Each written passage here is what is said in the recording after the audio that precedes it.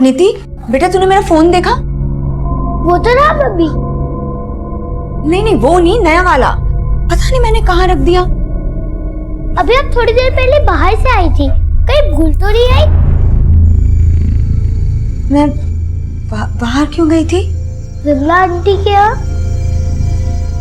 मुझे तो कुछ याद ही नहीं आ रहा है। मम्मी तो ऐसा करते हैं, आपके इस पुराने वाले मोबाइल से आपके नए वाले मोबाइल पे फोन करते हैं। हाँ।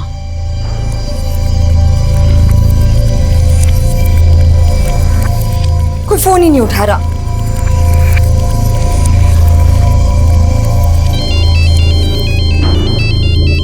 अरे तो मेरे मोबाइल से फोन आ रहा है। हेलो,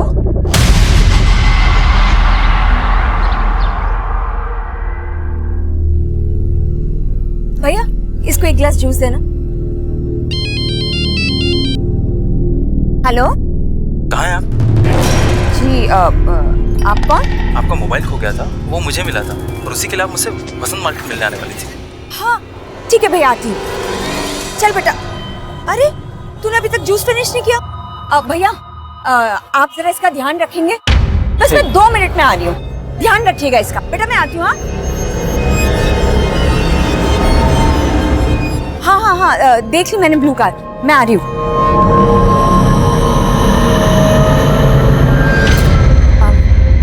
भैया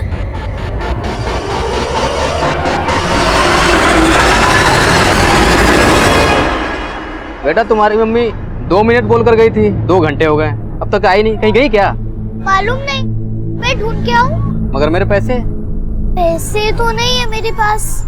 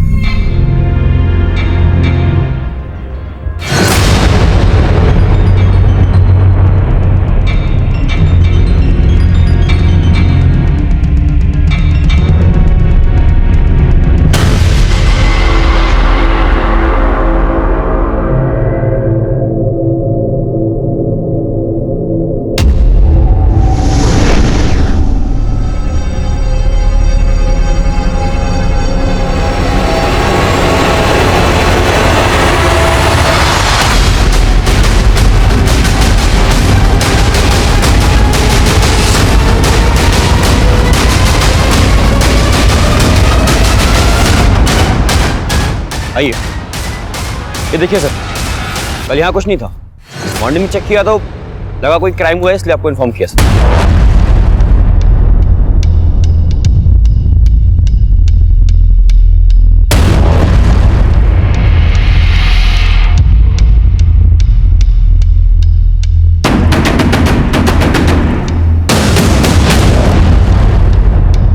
सर, किसी फीमेल का कपड़ा लग रहा है। किसी लड़की के फटे हुए कपड़े, खून के धब्बे। शायद किसी लड़की के साथ यहाँ रेप किया गया है और उसके बाद उसका मर्डर। एक काम करो, आसपास का एरिया स्कैन करो, शायद लाश को यहीं कहीं ठिकाने लगाया गया हो।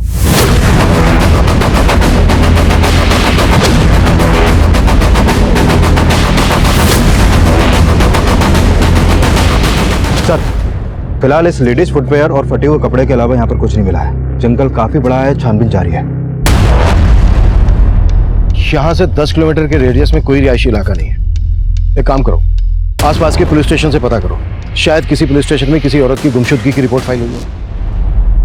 नमस्कार, मैं senior inspector Abhimanyu Jindal, crime petrol Dastak में आप सभी का स्वागत करता हूं। आजकल अक्सर हम ऐसा महसूस करते हैं कि रिश्ते आपसी भरोसे से ज्यादा इस बात पर निर्भर करते हैं कि उस रिश्ते से रिश्ता रखने वाले को कितना और कैसा फायदा। स्वार्थ और लालच से चरमराते रिश्ते कई बार अपराध को दस्तक देते हैं। ये केस भी ऐसे ही रिश्तों के साइड इफेक्ट से जुड़ा था, जिसमें कई बड़े अपराधों की दस्तक थी। तब हमें एक सुनसान जगह पर कई ऐसे सबूत मिले जो किसी लड़की के साथ रेप और मर्डर का अंदेशा दे रहे थे, पर हमें कोई लाश नहीं मिली। तब हमें लग रहा था कि शायद हमारा अंदाजा गलत हो, लेकिन तभी एक और केस हमारे सामने आया।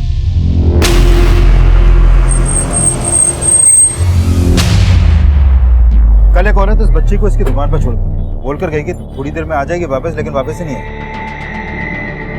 हाँ साहब, इस बच्ची को ना ही अपनी मम्मी का मोबाइल नंबर मालूम है, ना ही घर का एड्रेस। सिर्फ इतना जानती है कि कहीं लाजपत नगर में रहती। हेलो बेटा, क्या नाम है आपका? नीति। नीति बेटा, आपकी मम्मी का क्या नाम है? पुष्पा काठपाल।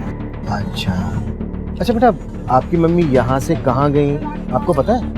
नहीं, और कल मम्मी का मोबाइल गुम हो गया था और वो मोबाइल एक अंकल को मिला, मम्मी वही लेने आई थी। अच्छा बेटा, जिन अंकल को मोबाइल मिला, जिनसे मम्मी लेने आई थी, वो अंकल कौन है आप जानते हैं? नहीं। नीति बेटा, आपके पापा क्या करते हैं? पापा नहीं है। विकास, इस एरिया के सीसीटीवी चेक करो। शायद इस बच्चे की माँ किसी आदमी के साथ जाते हुए कैप्चर हुई हो, और यहाँ का डंप डेटा भी निकलवा और उसमें से एक्टिव पुष्पा का नंबर निकालो ताकि हम उसके एड्रेस तक पहुंच सकें। रंजना, जब तक इस बच्चे की माँ नहीं मिल जाती है, इसके रहने का बंदोबस्त करो और इसको कुछ खिलाओ पिलाओ। भूखी हो? जी सर।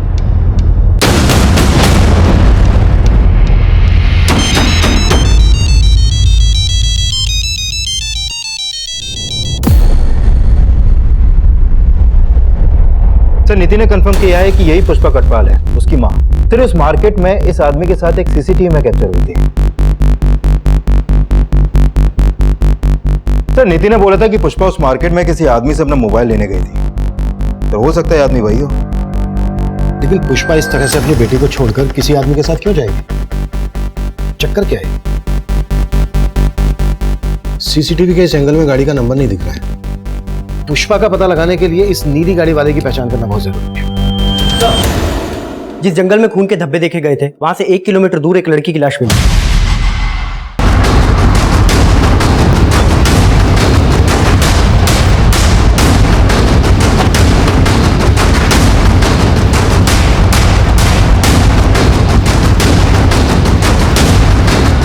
बाहर निकलो। शायद इसका मर्डर वहीं किया गया हो जहां पर हमें वो ब्लड मिला। उस ब्लड और इस लड़की के ब्लड दोनों को मैच करवा के देखो। हाँ वर्मा। सर, जिस नीली गाड़ी में पुष्पा को जाते हुए देखा गया था, उसका नंबर एक दूसरे सीसीटीवी में कैप्चर हुआ है। सर, ये गाड़ी किसी मनोहर शर्मा के नाम लक्ष्मी नगर के एड्रेस पर रजिस्टर है। मुझे एड्रेस SMS करो, हम लक्ष्मी नगर पहुंचते हैं। बॉडी को पोस्टमार्टम के लिए भेज दो और इस लड़की की पहचान पता करने की कोशिश करो। मौसी जी, मुझे कुछ समझ में नहीं आ रहा है। परसों रात को ही तो मेरी उससे बात हुई थी।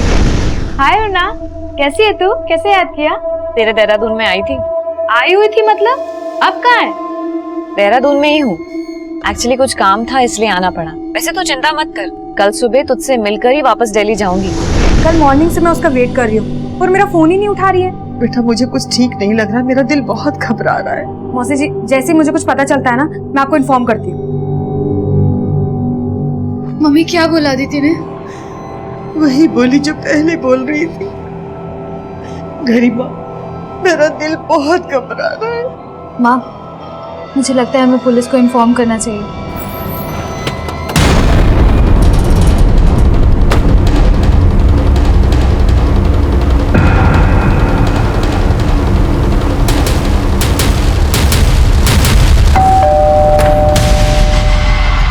मनोहर शर्मा। जी सर, मैं मनोज शर्मा। पुष्पा कटवाल का है? कौन पुष्पा खटपाल सर? मैं किसी पुष्पा खटपाल को नहीं जानता। कल तू वसंत मार्केट से उसे अपनी गाड़ी में बिठाकर ले गया और अब हमसे पूछ रहा है कि कौन पुष्पा कटवाल? हाँ सर, याद आया। एक पुष्पा नाम की औरत का मोबाइल खो गया था सर। बस मुझे मिला और मैं वही लौटाने गया था। भैया, अरे ये आपको मोबाइल। Thank you. मुझे तो समझ ही नहीं आ रहा कि आपका थैंक्स कैसे कहूँ। अरे इसमें थैंक्स की क्या बात है? बाय द वे, कहाँ जा रही हैं आप? मैं ड्रॉप कर दूँ? एक्चुअली सर, मैं लाजपत नगर जा रहा था, तो मैंने उनसे पूछा तो उन्होंने बताया कि वो भी लाजपत नगर ही रहती हैं, तो मैंने सोचा ड्रॉप कर दूं। पुष्पा वहाँ एक जूस स्टॉल पे अपनी बेटी को छोड़कर आई थी तेरे पास, और तू कह रहा है कि वो अपनी बेटी को छोड़कर तेरे साथ चली गई। छिपा क्या रहा है हमसे, वो बोल। सर, मैं कुछ नहीं छुपा रहा। और सर, अपनी बेटी के बारे में तो उसने मुझसे कोई बात भी नहीं की। पुष्पा को जहाँ तूने ड्रॉप किया वो जगह दिखा।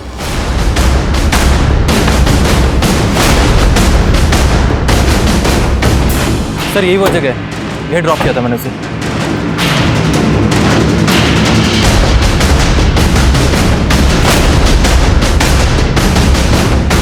विकास,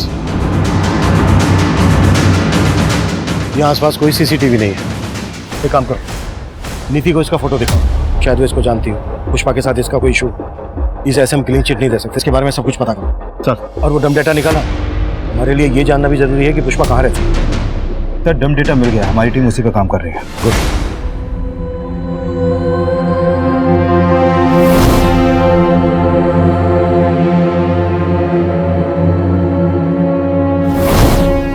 अरे नीति बेटा, आप रो मत। और आपने अपना खाना भी फिनिश नहीं किया। मुझे कुछ नहीं खाना। हाँ लेकिन क्यों नहीं खाना नीति बेटा को? खाना तो पड़ेगा, क्योंकि नीति बेटा की मम्मी वापस आने वाली हैं। सच? बिल्कुल सच। और उन्होंने आपके लिए चॉकलेट भी भेजी है। लेकिन नीति बेटा, हमें एक बात पता चली है, आपकी मम्मी को एक अंकल के साथ देखा गया है। कौन अंकल? ये मनोहर अंकल। आप इन्हें जानती हैं? देखा है कभी इन्हें? नहीं। अच्छा नीति बेटा, एक बात बताओ, कोई ऐसा है जो आपको और आपकी मम्मी को पसंद नहीं करता है, झगड़ा करता रहता है आपसे?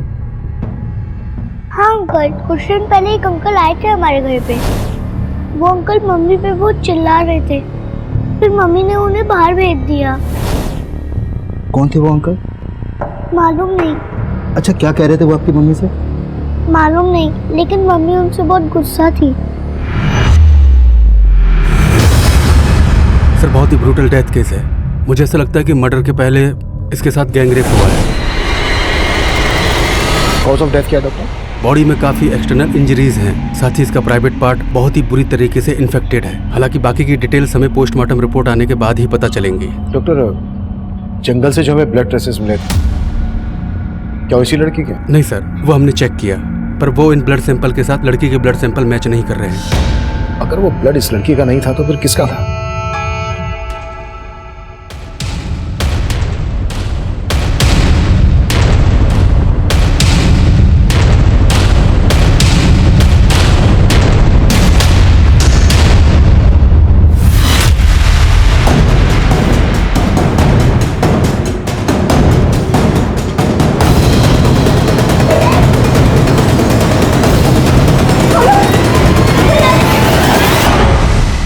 सर, वसंत मार्केट के डम डेटा में पुष्पा कटवाल के 2 मोबाइल नंबर एक्टिव थे। ये देखिए सर।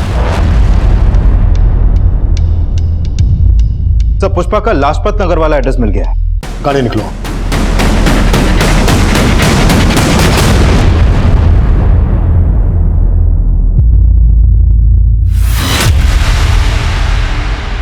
सर, पुष्पा और उसकी बेटी नीति यही घर पे रहती है और पिछले 2 दिन से उसके घर में ताला लगा हुआ है। दरअसल नीति परसों हमें वसंत मार्केट में मिली। पुष्पा जिस जूस की दुकान पर उसे छोड़कर गई थी, वहां लौटकर वापस नहीं आई। ये भगवान, वो फिर से नीति को भूल गई। फिर से नीति को भूल गई मतलब? सर, पुष्पा को भूलने की बीमारी है, इसलिए तो वो कोई भी बात ठीक से याद नहीं रख पाती है और इसी वजह से कई बार वो नीति को खो चुकी है। अरे पुष्पा, कैसी हो? हाँ अच्छी हूँ। अच्छा सुनो ना, कल अष्टमी है तो मैं कन्या जी मारी हूँ, तो नीति को प्लीज भेज देना। ठीक है, भेज दूंगी।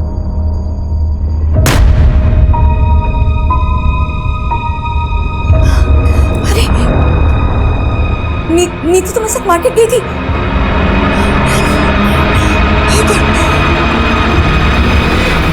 कब से पुष्पा को ये परेशानी? काफी टाइम से। पुष्पा उसका इलाज भी करवा रही है। नीति हमें जिस मार्केट से मिली, उस मार्केट से पुष्पा को इस आदमी के साथ जाते हुए देखा गया था। जानती हो उसे कौन है ये? नहीं सर, इसे मैं नहीं जानती हूँ। पुष्पा का कोई रिश्तेदार? सर, पुष्पा विधवा है, तो उसके फैमिली में ना ससुराल में ना मायके में कोई भी नहीं है। वो बेचारी तो इंश्योरेंस की पॉलिसी दे के अपनी बच्ची को पाल रही है। नीति ने हमें बताया था कि पुष्पा का किसी आदमी के साथ झगड़ा हुआ था। ऐसे किसी आदमी को जानती हो जिसका पुष्पा के साथ कोई इशू हो? नहीं सर। Thank you. सर, मनोहर ने पुष्पा को जहाँ छोड़ा था वो जगह यहाँ पास में ही है, लेकिन सर इस औरत ने बोला कि पुष्पा को भूलने की बीमारी थी। कहीं ऐसा तो नहीं कि पुष्पा को वाकई में याद नहीं कि वो नीति को जूस की शॉप पे छोड़कर मनोहर के साथ यहाँ पर आई? पर इस लेडी ने यह भी बोला कि 2 दिन से यहाँ पर ताला लगा। अगर पुष्पा यहाँ पर आई थी तो विकास, ताला तोड़।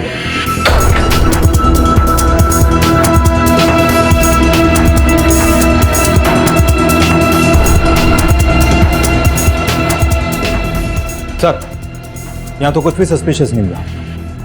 विकास, एक बात मेरी समझ में नहीं आ रही है, कोई माँ अपनी बेटी को 2 दिन तक कैसे भूल सकती है? आई फील पुष्पा किसी मुश्किल में है। एक काम करो, पुष्पा के कॉल रिकॉर्ड्स स्टडी करो, शायद हमें उस आदमी के बारे में कोई क्लू मिल जाए जिसके बारे में नितिन हमें बताया। सर, क्यों लाए हो मुझे यहाँ पे? क्यों लाए हो मुझे यहाँ पे? क्यों लाए हो मुझे यहाँ पे?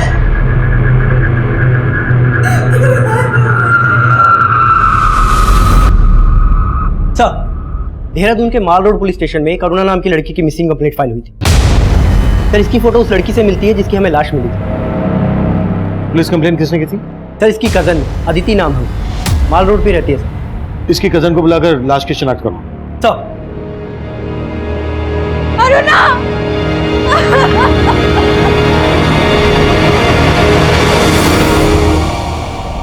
सर, अरुणा दिल्ली में रहती थी। 2 दिन पहले 7 अगस्त को किसी काम से वो यहाँ देहरादून आई थी। उसने मुझे कॉल करके बोला भी था कि मुझसे मिलने आएगी, पर वो घर आई ही नहीं। तुम्हारे अलावा देहरादून में और कहाँ आने वाली थी अरुणा? इस बार में तो मुझे नहीं पता। अरुणा दिल्ली में रॉयल स्टार होटल में काम करती थी, तो शायद उसी के किसी काम से आई होगी। अरुणा के पेरेंट्स भी दिल्ली में रहते हैं? नहीं सर, अरुणा रोहतक की रहने वाली है, तो उसके मदर और सिस्टर दोनों वहीं रहते हैं। तो दिल्ली में अरुणा अकेले रहती थी? नहीं सर, अपने फियांसे के साथ रहती थी। अरुणा के फैंसी का नाम क्या है और वो दिल्ली में कहाँ रहता है? सर, जनकपुरी में। अरुणा के फियांसे का नाम अजीम है। मैंने उससे बहुत कॉल किए, पर अजीम ने मेरा एक भी फोन नहीं उठाया।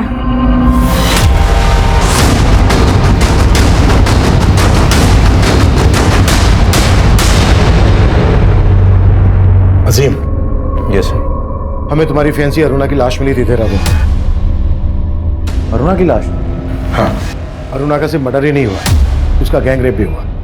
अरुणा की कजन अदिति 2 दिन से तुम्हें कॉल कर रही है, तुम उसका फोन क्यों नहीं पिक कर रहे हो? सर, मैं काफ़ी समय से अरुणा का कॉल अवॉइड कर रहा था। मुझे लगा कि अरुणा ने अदिति के नंबर से कॉल किया, इसीलिए मैंने फ़ोन पिक नहीं किया सर। ऐसा क्या हुआ था तुम दोनों के बीच कि तुम उसका कॉल अवॉइड कर रहे थे? तो 6 महीने पहले मैं और अरुणा एक डिस्क में मिले, हम लोगों में बातचीत होने लगी और धीरे धीरे बहुत स्मार्टली तरीके से अरुणा ने मेरी ज़िंदगी में जगह बनाने की कोशिश की। फिर हम साथ रहने लगे और धीरे धीरे एक दूसरे के करीब आ गए। और फिर एक दिन। हाँ जी, अरुणा का। आप कौन? अरे हट सामने से। अरुणा, तू मुझे छोड़कर इसके साथ यहाँ मुंह मार रही है?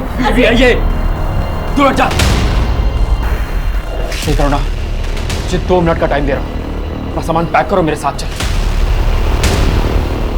अजीम, मैं सच में तुम्हें सब सच बताने वाली थी पहले, लेकिन मैं बस जा सकती हूँ। सर, अरुणा उसी दिन यहाँ से चली गई और उसके बाद मैं उससे कभी नहीं मिला। वो आदमी कौन था? क्या वो वाकई में उसका पति था? पता नहीं सर, न इससे पहले कभी उसे देखा था, न उसके बाद कभी उसे देखा। विकास, अरुणा की कजन बोल रही है कि अजीम उसका मंगेतर था और अजीम बोल रहा है कि अरुणा शादीशुदा थी। इस अरुणा की लाइफ में कई एंगल निकलने वाले हैं। लेकिन सर, ताज्जुब की बात तो यह है कि अरुणा जिस रॉयल स्टार होटल में काम करती थी, वहां से उसने 1 महीने पहले ही जॉब छोड़ दी थी। सर, अरुणा हमारे होटल में ही जॉब करती थी, लेकिन 1 महीना पहले ही उसने जॉब छोड़ दी है। लेकिन उसकी कजिन ने तो बताया था कि वो किसी काम के सिलसिले में देहरादून गई थी। हम क्यों भेजेंगे अपने एम्प्लॉय को बाहर? हो सकता है अरुणा ने कहीं और ज्वाइन किया हो और उनके ही काम से देहरादून गई हो। लेकिन उसने कहाँ ज्वाइन किया इसका पता नहीं चल पाया सर। एक काम करते हैं, रोहतक चलते हैं, अरुणा की मदर से बात करते हैं। रोहतक चलने की तैयारी करो। चल। सर, मैंने पुष्पा के कॉल रिकॉर्ड चेक किए। सर, उसका फोन उस शाम लाजपत नगर में बंद हुआ था जिस दिन उसने अपनी बेटी को जूस की शॉप पे छोड़ा था। सर, उसके फोन से किसी कैलाश महावत नाम के आदमी से लगातार बात होती रहती थी। ये देखिए सर, उसका लास्ट कॉल भी इसी को था सर। क्या ये वही आदमी है जिसके बारे में हमें नीति ने बताया था? नहीं सर, ये वो आदमी नहीं है। मैंने नीति को इसका फोटो दिखाया था और सर मनोहर के बारे में भी कुछ खास पता नहीं चला। मनोहर पर नजर रखो। और पुष्पा को आखिरी कॉल कैलाश ने किया था, कहाँ रहता है ये? सर, इसकी लाजपत नगर में टूर्स एंड ट्रेवल्स की शॉप है।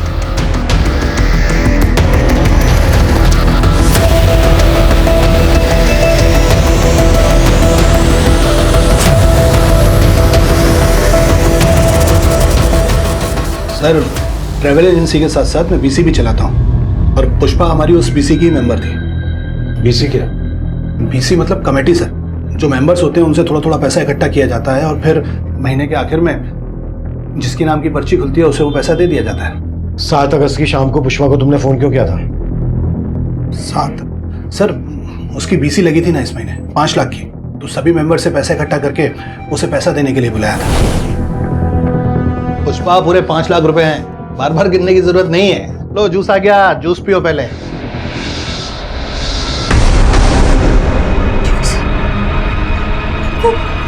नीति को तो मैं जूस वाली शॉप पे बुलाई।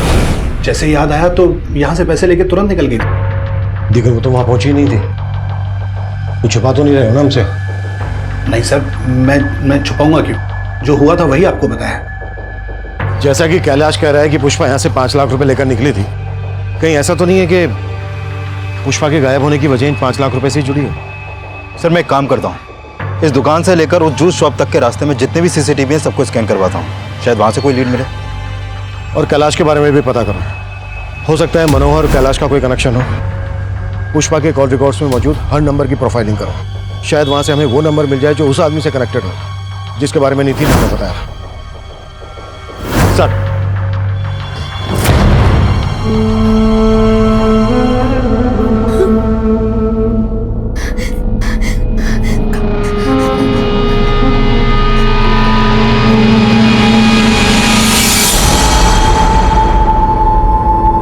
कौन हो तुम? तो अब तेरी याददाश्त भी चली गई? मुझे यहाँ क्यों लाए हो तुम? याद करूं, बिना वजह तो लाया नहीं। मुझे जाने दो, मेरी बेटी मेरा इंतजार कर रही होगी। जाने दूंगा, लेकिन उसके लिए पैसा लगेगा। मेरे पास कोई पैसा?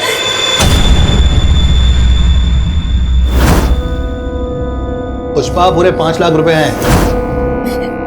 मेरे पास जो 5 लाख थे वो तो पैसे का नाम लिया और सब कुछ याद आ गया। देख, वो 5 लाख तो भूल जा बे, और अगर तुझे यहाँ से निकलना है तो मुझे 5 लाख और दे दे। मेरे पास पैसे नहीं है। तेरे पास लादिन का चिराग है ना एक, उसको खींच दे मेरे लिए और चले जा। साहब मेरा बस चलता तो मैं उसे कभी दिल्ली जाने नहीं देती। हमारा उसके सिवा और कोई सहारा भी तो नहीं था। घर की पूरी जिम्मेदारी उसने अकेले अपने सर पे ले रखी थी।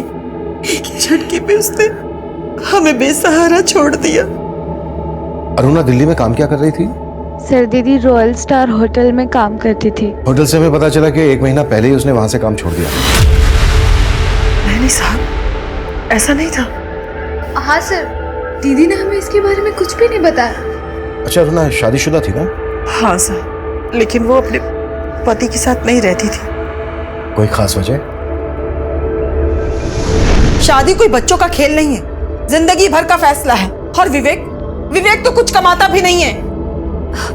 माँ जल्दी विवेक की जॉब लगने वाली है, और मैंने भी होटल मैनेजमेंट किया है ना, तो शादी के बाद मैं भी काम करूंगी ना। जैसे ही अरुणा ने विवेक से शादी की, उसे समझ आ गया कि ना तो विवेक उसके लायक है और ना ही उसके घर वाले। जब वो पेट से हुई तो अरुणा दीदी, क्या विवेक जी ने ये सब किया? क्या वो मेरी बच्ची? सर उसके बाद दीदी डिप्रेशन में चली गई और उसकी वजह से दीदी का मिसकैरेज हो गया। और ये सब करने के बाद भी उसे तसल्ली नहीं मिली तो बार बार वो यहाँ आके उसे ले जाने की कोशिश करता रहा। अरे छोड़ मेरी बच्ची, छोड़। जब जी चाहा छोड़ दिया, जब जी चाहा लेने चले आए। देख लूंगा तुम सबको, छोड़ूंगा नहीं। सर मुझे तो विवेक जीजू पे ही शक है। अदिति ने हमें बताया कि दिल्ली में अरुणा किसी अजीम नाम के लड़के से शादी करने वाली थी। अजीम? आप अजीम को नहीं जानते?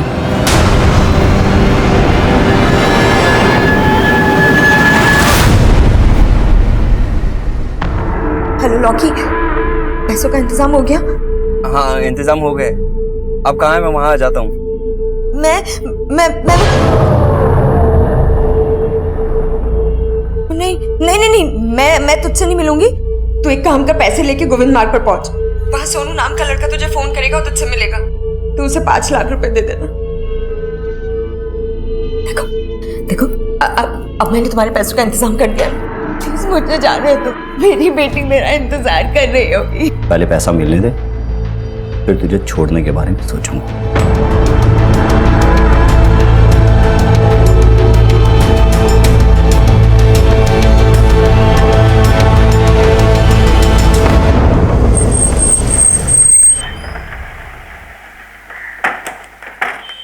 सर मैं मानता हूं कि मेरा और अरुणा का रिश्ता नहीं निभ पाया, लेकिन मैंने ऐसा कभी नहीं सोचा था कि अरुणा का अंत इतना बुरा होगा। और इस बुरे अंत के लिए अरुणा के घर वाले तुम्हें जिम्मेदार ठहरा रहे हैं। सर अगर मैं आपसे कहूं कि उसके इस अंत के लिए उसके घर वाले जिम्मेदार हैं, तो क्या आप मुझ पर भरोसा करेंगे? जो भी है तुम साफ साफ बोल दो। विवेक, नाश्ता रेडी है और मैंने लंच भी रेडी कर दिया है। हाँ,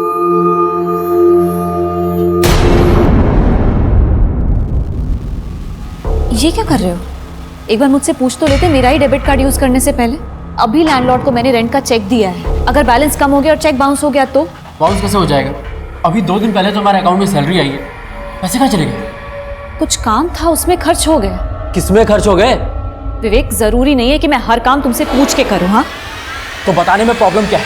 तुम अच्छे से जानते हो कि मैं प्रेग्नेंट हूँ, जॉब कर रही हूँ, उस घर का रेंट दे रही हूँ, खर्चा चला रही हूँ यहाँ का, और तुम अभी कुछ महीने बाद में हॉस्पिटलाइज हो जाऊंगी, तब क्या करोगे तुम? इसलिए बेहतर होगा कि अपना लेक्चर बंद करके ना तुम बाहर जाओ, कुछ काम ढूंढो और काम करो। सर अरुणा का घर छोड़ के जाना एक बहाना था, और उसने अपने मिस कैरेज के लिए भी मुझे ही जिम्मेदार ठहराया। तो सच तो ये कि उसे एक बच्चा चाहिए ही नहीं था। मतलब तेरे पास कई वजह थी अरुणा पर गुस्सा निकालने के लिए, और जैसे ही तुझे पता चला कि वो तुझे छोड़कर अजीम से शादी करने वाली है, तेरा खून खोल उठा और तूने... नहीं सर, मैंने ऐसा कुछ नहीं किया है। कुछ नहीं किया है तो 1 महीना पहले अजीम के घर से कहाँ लेकर गया था तू अरुणा को? सर मैं गया था उसे लेने, लेकिन वो मेरे साथ आने के लिए तैयार नहीं हुई। सर के बाद में अरुणा से कभी नहीं मिला।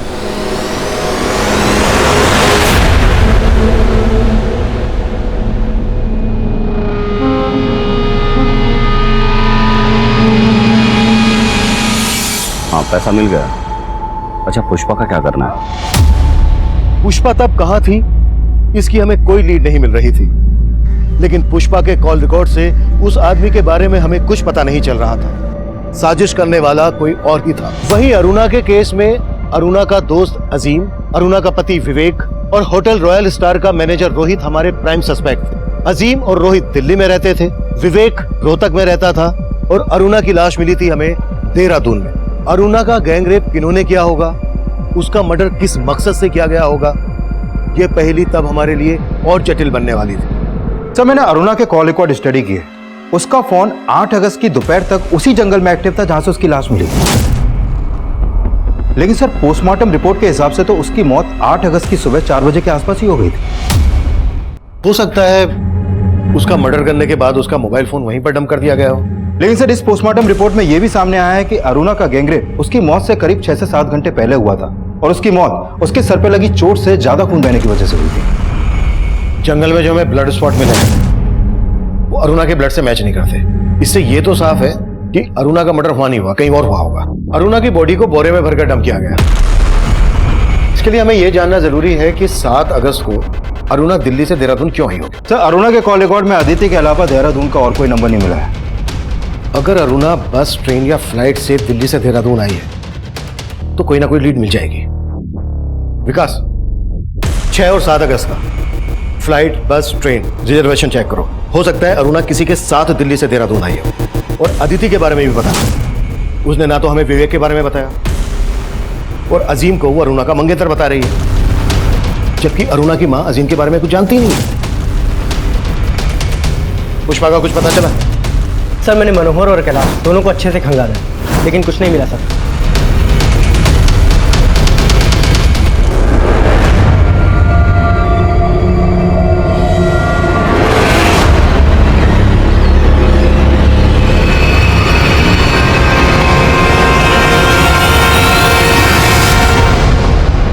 सर ये अरुणा 7 अगस्त की शाम को ट्रेन से देहरादून आई थी, और उस टिकट के PNR नंबर में सिर्फ अरुणा ही अकेली पैसेंजर थी। लेकिन सर उसने ये टिकट दिल्ली के वनराज टूर्स एंड ट्रेवल्स से करवाया था, और उस टूर्स एंड ट्रेवल्स का मालिक ये संदेश नाम का लड़का है। सर इस अरुणा की संदेश से ही फोन पर काफी बातें होती थी। सर अरुणा अक्सर मुझसे टिकट बनवाया करती थी, इसलिए हमारी फोन पर बात हो जाती थी। ऐसे कितने टिकट करवाती थी जो इतने फोन करती थी? छुपा तो नहीं रहा ना हमसे? नहीं सर, लेकिन हाँ सर, वो अक्सर दिल्ली से बाहर जाते रहती थी। सर संदेश का कहना सही है। मैंने चेक किया, ये अरुणा मोस्टली हर वीकेंड पे इंडिया के अलग अलग स्टेट में ट्रेन और फ्लाइट से ट्रेवल करती थी। और सर, प्रगति रोड के पास वाले जंगल में पुष्पा की लाश मिली। नीति की मां पुष्पा कटवाल का मर्डर हो गया था और तब हम उसके कातिलों से पूरी तरह बेखबर थे। वहीं दूसरी तरफ अरुणा रेप और मर्डर केस में हमारी कोशिश एक चौंका देने वाला घुमाव लेकर आई। सर, हमारे खबरियों ने वनराज टूर्स एंड ट्रेवल्स वाले संदेश की फील्डिंग लगाई तो पता चला कि संदेश एक पिम्प है। वो कई हाई प्रोफाइल लोगों को एस्कॉर्ट प्रोवाइड करता है।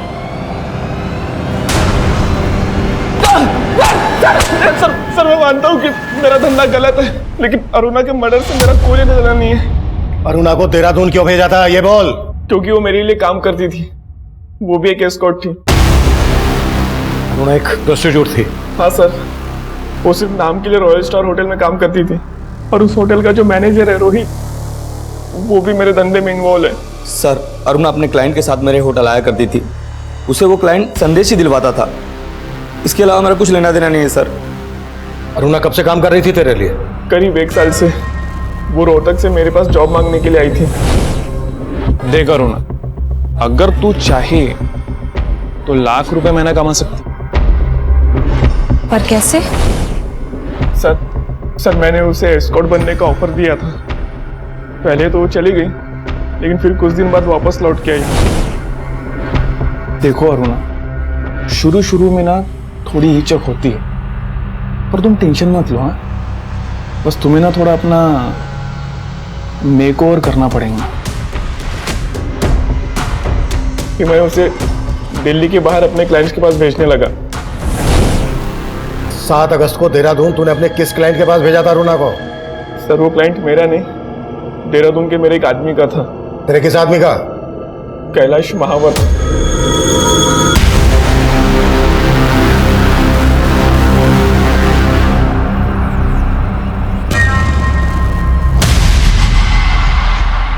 ये सोनू है, कैलाश के लिए काम करता है। और सर ये वही आदमी है जिसके बारे में नीति ने हमें बताया था, जिसका पुष्पा से झगड़ा हुआ था। What? पुष्पा के मर्डर का कनेक्शन भी इस कैलाश से जुड़ा है? हमने कैलाश और सोनू को ढूंढने के लिए अपना खबरी नेटवर्क एक्टिव कर दिया और हमारे खबरियों ने हमें उन तक पहुंचा दिया।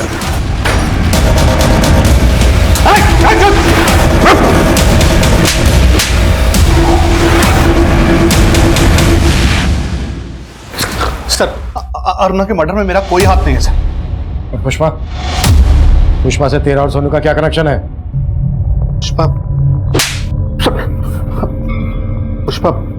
पुष्पा भी मेरे लिए काम करती थी सर।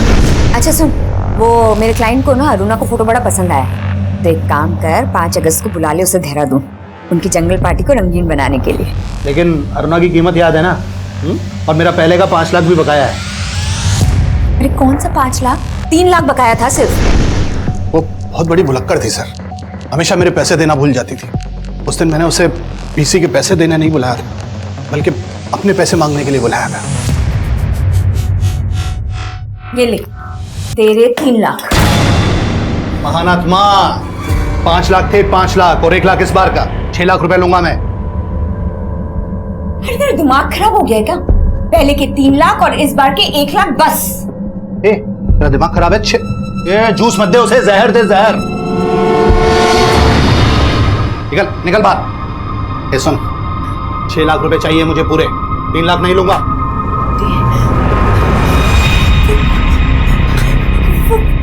वो नीति को तुम्हें जूस शॉप पे बुलाई। एक मिनट, ये होशियारी किसी और को बताना समझी? 6 लाख लिए बिना जाने नहीं दूंगा यहाँ से। उस दिन वो गलती से गिरी और बेहोश हो गई। मैंने उसकी मरहम पट्टी कराई थी सर, और उसके बाद उसे गुलमोहर पार्क वाले घर में बंद कर दिया। फिर पता चला सर कि आपने उसकी बेटी को ढूंढ लिया है, और मैं उसे छोड़ नहीं सकता था सर। मुझे मेरे पैसे वसूलने थे सर। पुष्पा ने भी मेरे कहने पर लॉकी को ब्लैकमेल किया और उससे 5 लाख रुपए मंगवाए।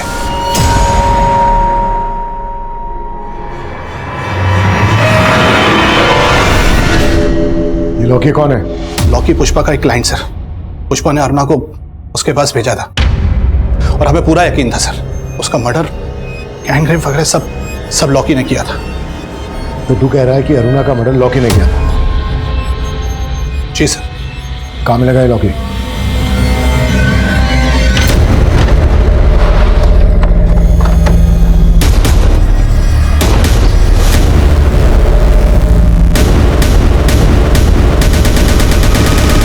सर लॉकी का घर भी बंद है और फोन भी है। इस लॉकी की कुंडली निकालो, इसके हर रिश्तेदार दोस्त सबसे मिलो, कैसे भी करके लॉकी मुझे अंदर चाहिए, वो भी जल्दी ही। सर आपका अंदाजा सही हो सकता है कि अरुणा की माँ को उसके प्रोस्टिट्यूशन के काम के बारे में मालूम था, क्योंकि सर 3 महीने पहले तक अरुणा का रोहतक वाला घर गिरवी था और अरुणा ने 10 लाख रुपए देकर वो घर छुड़वाया था।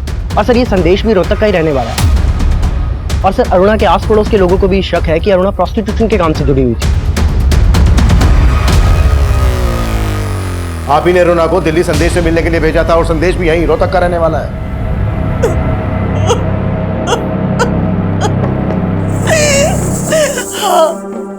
हाँ, मैं अरुणा की कसूरवार हूँ।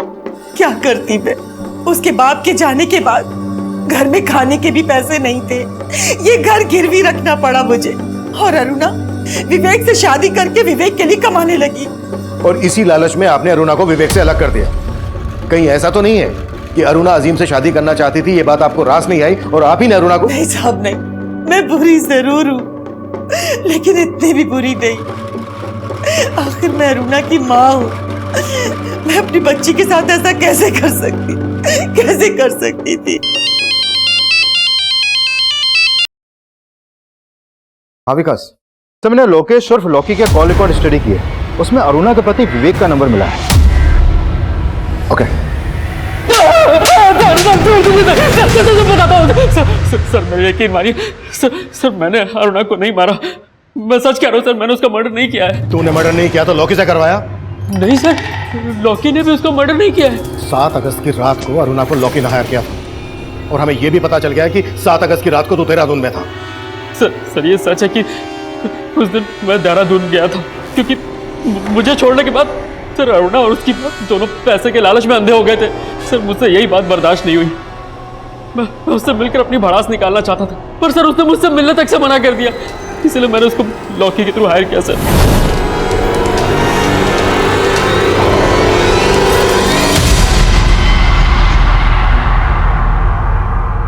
क्यों चौंक गई? पर मुझे तो छोड़ चुकी है तू, मेरी बीवी तो रही नहीं, प्रोस्टिट्यूट है ना, और आज हम सब तेरे कस्टमर्स। क्या बना दिया है तुझे? विवेक मैं जानती हूँ मेरे पास तुम्हारे किसी भी सवाल का कोई जवाब नहीं है।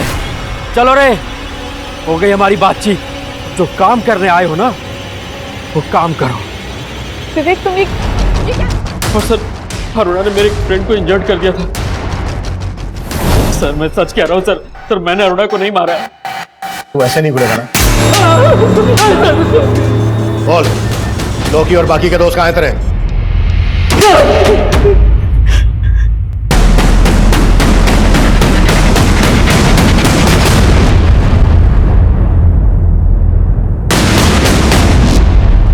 सर लॉकी और विवेक के दूसरे दोस्त भी यही बोल रहे हैं कि उन्होंने अरुणा का सिर्फ रेप किया था, मर्डर नहीं।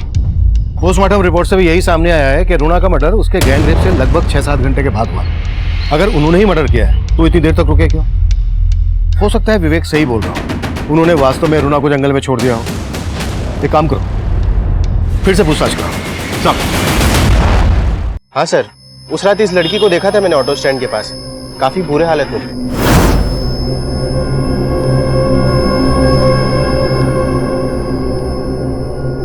सर तब वो वहां से एक ऑटो से निकल गई। हाँ साहब, उस रात ये लड़की मेरे ऑटो में बैठी थी, उसके साथ कुछ तो गलत हुआ है साहब, उसकी हालत ठीक नहीं थी।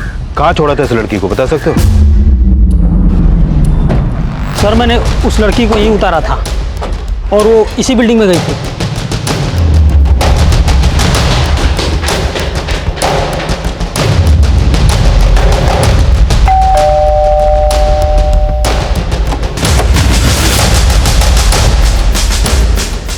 सर मैं मानती हूँ अरुणा यहाँ आई थी, पर मैंने उसे नहीं मारा। तो फिर किसने मारा?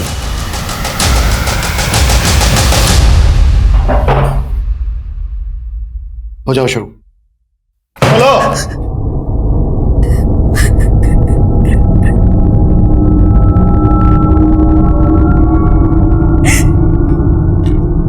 सर, मुझे अरुणा दीदी से नफरत हो गई थी। सबको लगता था कि जैसे वो ये सब काम करती, मैं भी। सब मुझे गंदी नजरों से देखते थे। मुझसे ये जिल्लत भरी जिंदगी बर्दाश्त नहीं होती थी। लेकिन तब मुझे मालूम नहीं था कि अरुणा दीदी ये सब माँ के कहने पे करती। मुझे और आदित्य को पहले से ही मालूम था कि वो देहरादून आने वाली, इसीलिए मैं वहां गई थी। मैं सिर्फ उससे बात करना चाहती थी।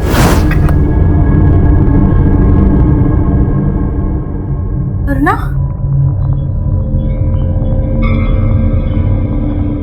ये क्या हुआ तेरे साथ? हाँ? बहुत मेहनत करके आई हो ना, थक गई हो। आपको तो चुल्लू भर पानी में डूब मरना चाहिए। मैं तो कब की मर चुकी हूँ, और आज विवेक ने मुझे पूरी तरह से खत्म कर दिया। लेकिन सिर्फ विवेक ही नहीं, तुम और माँ भी दोषी हो मेरी इस हालत के। मेरा और माँ का नाम मत लो, ये सब तुम अपने शौक से करती हो। तो मार दो मुझे, हाँ? जो विवेक नहीं कर पाया तुम लोग कर दो। तू विवेक से मिलकर आ रही है? हाँ, लेकिन पति बन के नहीं, ग्राहक बन के मिला था वो मुझसे आज।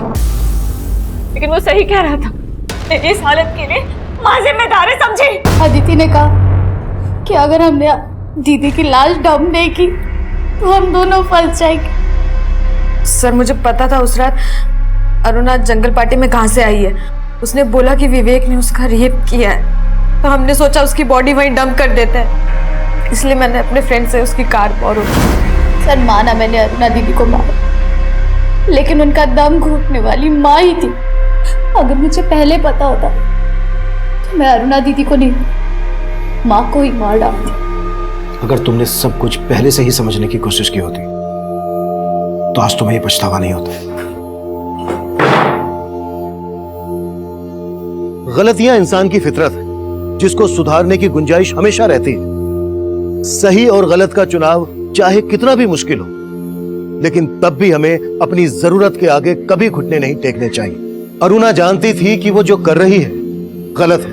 उसने इस दस्तक को महसूस करके अजीम के साथ एक नई शुरुआत करने का फैसला किया, पर मुश्किल वक्त के इम्तिहान में वो हार गई और उसे हराने वाले हर लिहाज से गलत साबित हुए। अजीम अरुणा की मजबूरी को धोखा समझ रहा था और विवेक ने अरुणा की मजबूरी का तमाशा बना दिया, उसे अपनी घिनौनी हवस से दागदार कर दिया। अरुणा की माँ अरुणा की मजबूरी से अपना स्वार्थ पूरा कर रही थी और गरिमा ऐसी गलतफहमी का शिकार हुई कि उसने अरुणा का मर्डर कर दिया। ये सब ऐसी दस्तक थी, अगर इन पर अरुणा ने गौर किया होता तो अंजाम बदल सकता था। हमारे आज के एपिसोड की दूसरी कहानी। मुंह खोलो। मैडम जी, वो सुन बोल नहीं सकती, बाहर का तो कुछ भी नहीं खाया, पता नहीं काहे को उल्टी कर रही है और बोल रही है पेट में भी दर्द है। अच्छा, पेट में दर्द है, अभी चेक कर लेते हैं।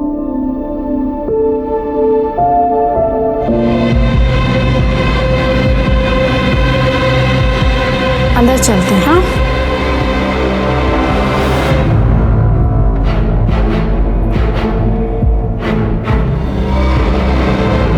कितने साल की आपकी बेटी?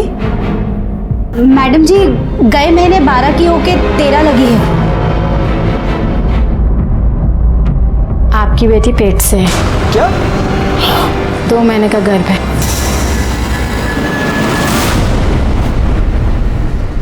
कोई भी शारीरिक या मानसिक विकार भगवान की देन होती है और उस पर हमारा कोई कंट्रोल नहीं होता, लेकिन चरित्र का विकार हमारी गंदी सोच से उपजता है। यही सोच समाज को खराब करती है, क्राइम बढ़ाती है। नमस्कार, मैं senior inspector Rajesh Jadhav crime petrol Dastak के आज के इस एपिसोड में आप सबका स्वागत करता हूं। आज मैं आपको एक ऐसे केस के बारे में बताने जा रहा हूं जो 6 महीने पहले मेरे सामने आया था, जब मैं नासिक के सरकारवाड़ा पुलिस स्टेशन में पोस्टेड था। 12 साल की एक बच्ची जो ना सुन सकती थी ना बोल सकती थी, 2 महीने की प्रेग्नेंट थी। ये हमारे समाज का एक बहुत ही घिनौना रूप है। जहां हमें ऐसे बच्चों के साथ हमदर्दी होनी चाहिए, वहीं पर कुछ लोग ऐसे बच्चों का फायदा उठाते हैं। ये बच्चे अपनी तकलीफ बयां नहीं कर पाते और इसीलिए ऐसे केसेस में कल्प्रिट के बच निकलने के चांसेस बहुत ज्यादा होते हैं। ये केस मुझे इसलिए भी याद रहेगा क्योंकि हमारे सामने एक साथ दो केसेस आए थे जिन्हें हमें सॉल्व करना था। दूसरा केस था आरती नाम की एक लड़की का, जो दिमागी तौर पर कमजोर थी।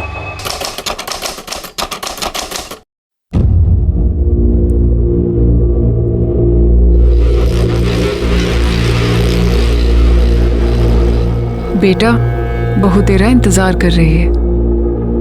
अपनी जिंदगी की नई शुरुआत कर। जा अंदर।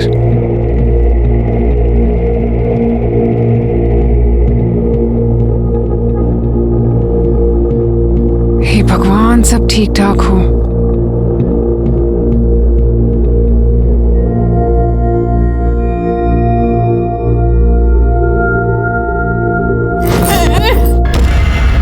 ये अच्छा नहीं है, अंधेरा ही अंधेरा और डर भी लग रहा है।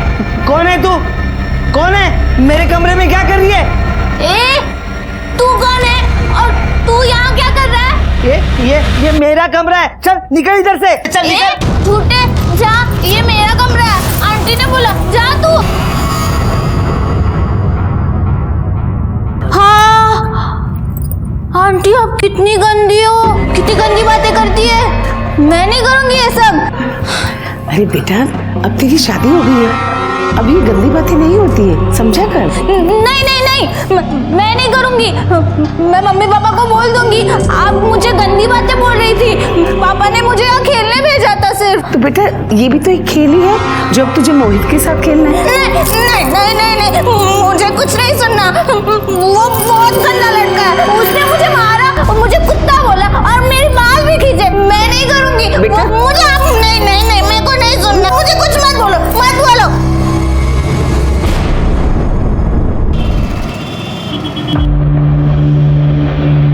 देखिए, आपकी बेटी पेट से है। क्या? 2 महीने का गर्भ है।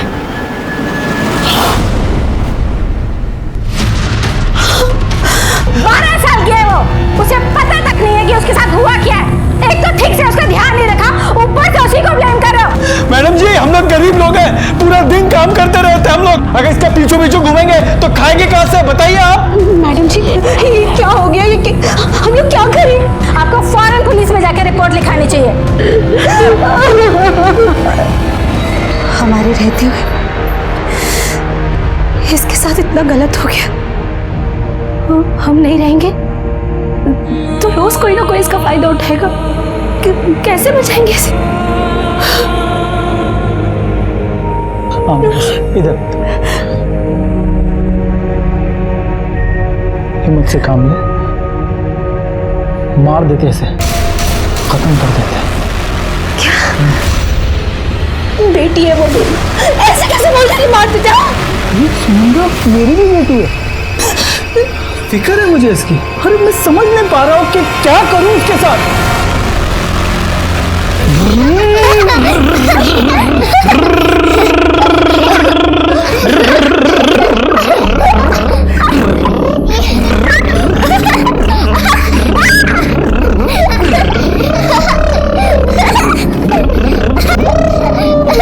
मोहित, अरे सुन, क्या कर रहा है तू? सुन मेरी बात सुन, तेरे को जितना खेलना है ना इनके संग खेल ले, इनके कमरे में। मैं आके ये भी नहीं बोलूंगी कि सो जा मोहित, सो जा। अरे तुम दोनों बोलो ना ऐसे कि चलो हमारे कमरे में। चलो ना चाची, चलो ना चाची, चलो ना।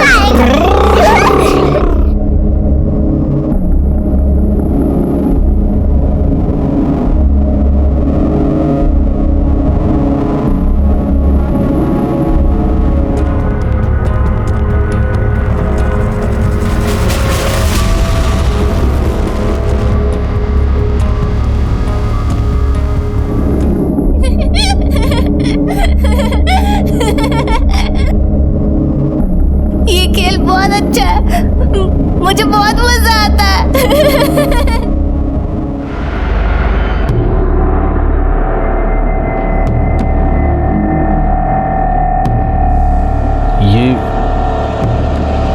ये 12 साल की बच्ची 2 महीने की प्रेग्नेंट है।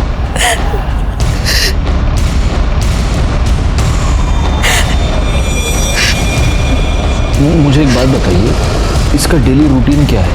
ये कहाँ आती जाती है? साहिब, सुबह अपने गूंगे बहरे बच्चों के साथ स्कूल जाती है और दिन में घर के आसपास ही खेलती है, और कभी कभी मेरे साथ बाजार जाती है सब्जी लेने के लिए, और तो किधर भी नहीं जाती साहिब। लेकिन ये किसी ऐसी जगह गई होगी जिसके बारे में आपको पता नहीं है। आप उससे पूछ सकते हैं।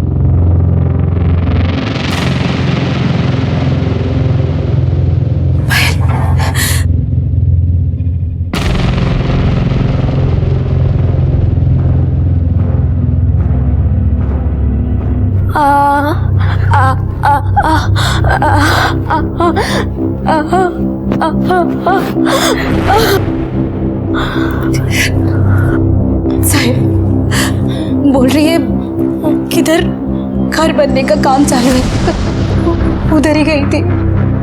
सर मतलब किसी कंस्ट्रक्शन साइट पर? लेकिन सर ऐसे तो पूरे शहर में न जाने कितनी जगह काम चल रहा होगा। हो सकता है गलती से ये किसी कंस्ट्रक्शन साइट पर गई हो और वहीं पर उसके साथ किसी ने। मोरे भाई एक काम करो, बच्ची को अपने साथ ले जाओ और आसपास के जितने भी कंस्ट्रक्शन साइट्स हैं सब पर चेक करो। हो सकता है ये कल्प्रिट को पहचान ले। Yes sir. और आप प्लीज जितनी जल्दी हो सके इसका अबॉर्शन करवा लीजिए, क्योंकि जितने दिन बीतते जाएंगे कॉम्प्लिकेशन और बढ़ेगी, बच्चे की जान को भी खतरा हो सकता है। ठीक है सर।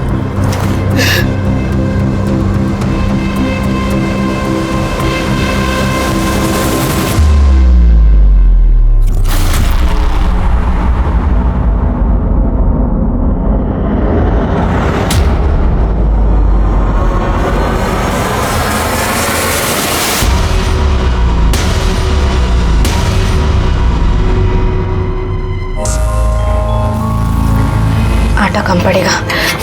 सुनो, अरे आटे की थैली निकालना ऊपर से, जल्दी थोड़ा। हाँ। अब पूरा आटा पानी ला पानी।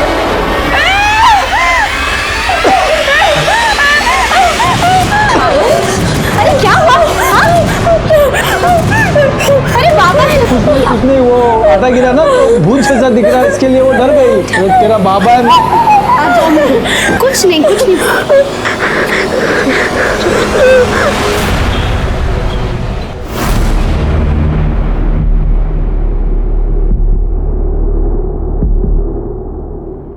मजबूरी है, क्या करूं, पैसे तो देने ही पड़ेंगे।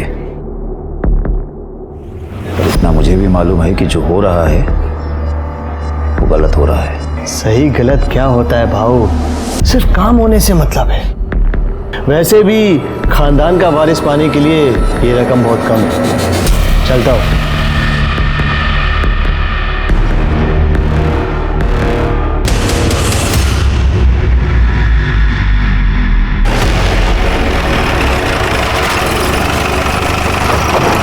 पकड़ो सबको, राउंड अप पे लो। उठ, खड़ा हो जा। पायल ये था, देख इसमें से कोई था क्या? देख डरना मत, बता दे।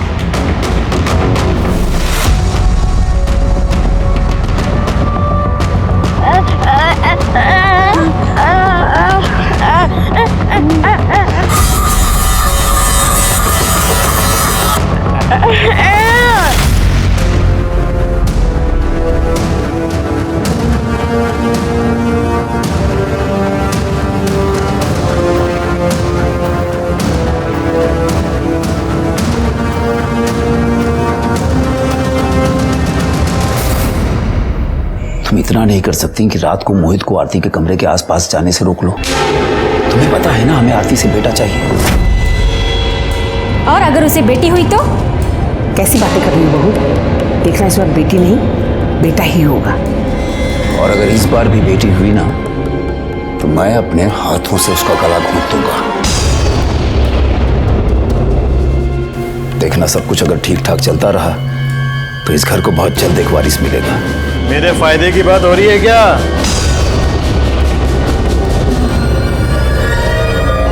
बैठने की जरूरत नहीं है, अंदर कमरे में चलो।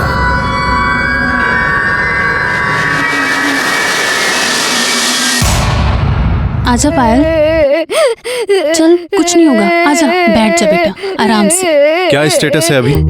कुछ नहीं सर, हमने कम से कम 50 साइट चेक किए। हर साइट के हर एक आदमी को इस बच्ची को दिखाया। सर ये किसी को नहीं पहचान रही है। ये क्या बोलना चाहती है, क्या समझाना चाहती है, हम कुछ नहीं समझ पा रहे। ये सावंत काजला कौन है? सर दाढ़ी मजदूर है, 7 दिन पहले ही काम पे आया। रोज दारू पी के दंगा करता है सर। आज इसने हद ही कर दी, एक आदमी का सर फोड़ दिया। काय रे तोला?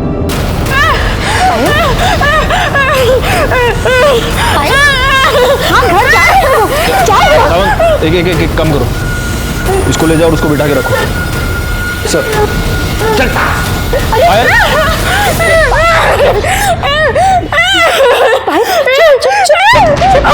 गायकवाड़, कहीं यही तो वो नहीं है जिसने? लेकिन सर सावंत ने तो कहा कि 7 दिन पहले इसने काम ज्वाइन किया। हाँ लेकिन ऐसा, एक मिनट, ऐसा हो सकता है कि जिसने भी पायल के साथ ये किया है उसके चेहरे पर पेंट या चूना लगा हुआ होगा। हो सकता है सर, और शायद इसी वजह से मजदूर को नॉर्मल हालत में देख के बच्ची पहचान नहीं पा रही होगी। क्या पूरा आटा गिरा? पानी ला पानी। अरे क्या हुआ?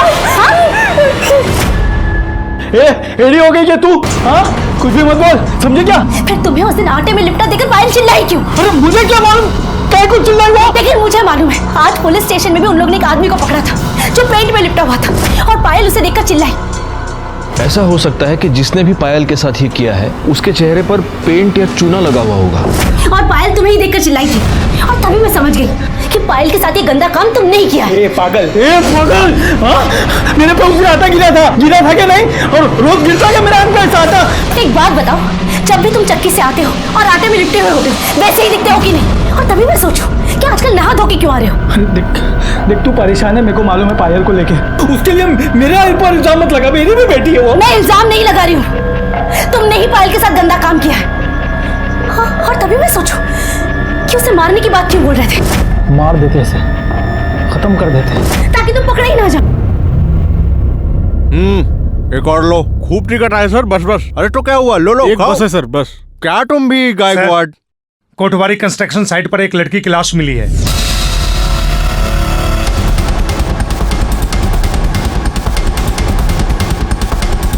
सर डिस्प्यूट की वजह से ये साइट 4 महीने से बंद पड़ी है। और किसने किया था पता लिया?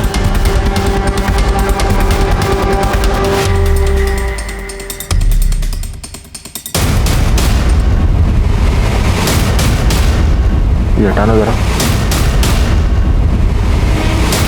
गले पर निशान भी है और सूजन भी, लगता है गला दबाकर मारा गया है। कपड़ों की हालत देखकर लगता है कि इसके साथ जबरदस्ती हुई है। सर लाश की हालत देखकर तो लगता है मर्डर कम से कम 2 से 3 दिन पहले किया गया होगा।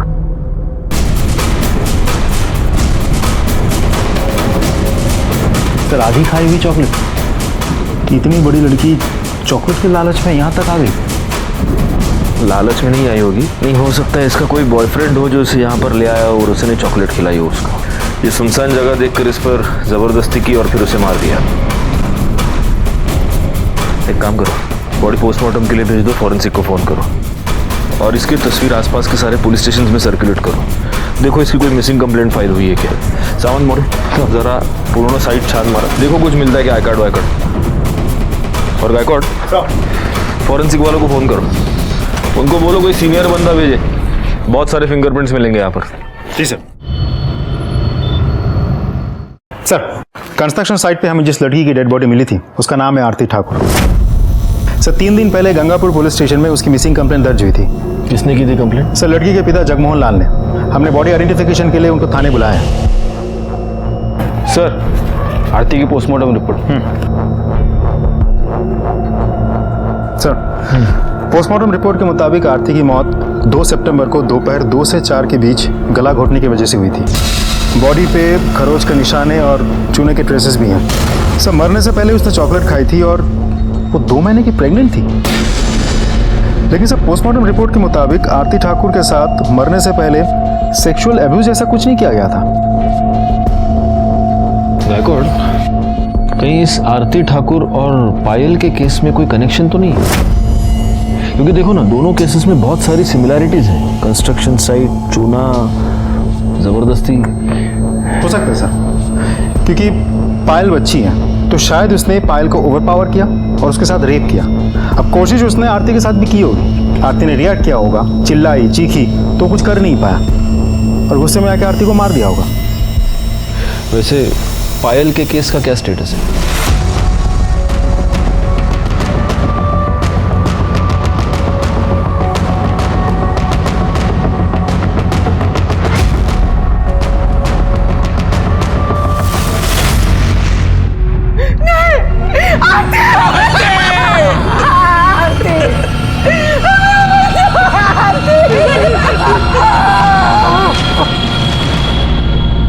मेरे बच्चे को मेंटल प्रॉब्लम था।